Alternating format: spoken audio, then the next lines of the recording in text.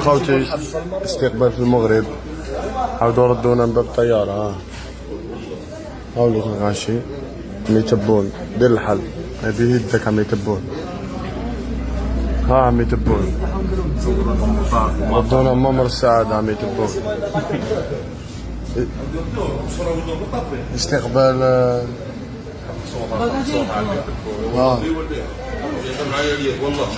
عم يتبون. اصلا قعدوا امبارح اللي جاوا معانا ما جاش. عم يتبون شو الاستقبال؟ الاستقبال عند ردونا من عند الباب، ما عطاوناش ما نشربوا كاس ماء. قاعد واقف كرسي. شوف معاه عم يتبون.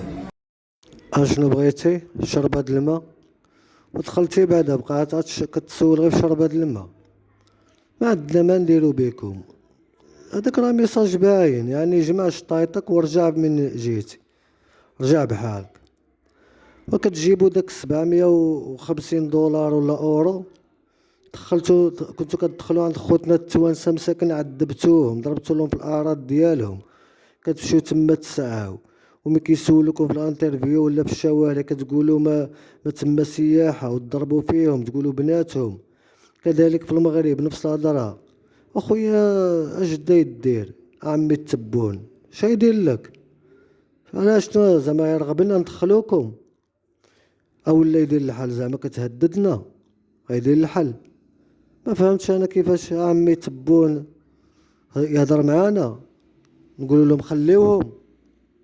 اش بغيتي؟ شنو زعما شنو قصدتي بها؟ قطعت زين السميه، هضرنا معاهم تدخل كيفاش شنو يقولنا خليو هادوك يدخلوا؟ انا نقول لهم هادو ما عندنا ما نديرو بهم، لا بهم لا بيك لا بتا بواحد.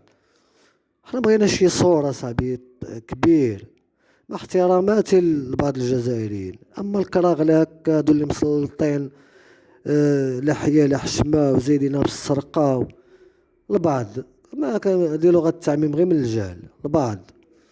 اخويا غير داك الشوي، غير داك البعض اللي فيكم ما عندنا ما نديرو بكم كاملين.